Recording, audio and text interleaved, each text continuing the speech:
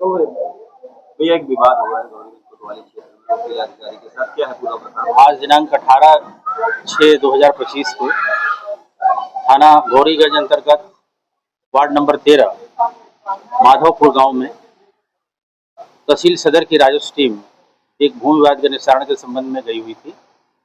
इसी बीच में आरोपी एवं उनके परिवार की महिलाओं के द्वारा इकट्ठा होकर राजस्व टीम के सरकारी कार्य में बाधा डाली गई एवं उनके साथ मुजामत की गई। सूचना मिलते ही तत्काल पर्याप्त पुलिस बल वहाँ तत्काल पहुँच करके स्थिति को तुरंत नियंत्रित किया गया और इस प्रकरण में तो तहरीर प्राप्त हुई है, उसके आधार पर समुचित धाराओं में अभियोग पंजीकृत किया जा रहा है और इस घटना में संलिप्त 5 आरोपियों को हिरासत में ले लिया गया है और उनसे पूछताछ करते हुए आवश्यक विधिक कार्यवाही की जा रही है।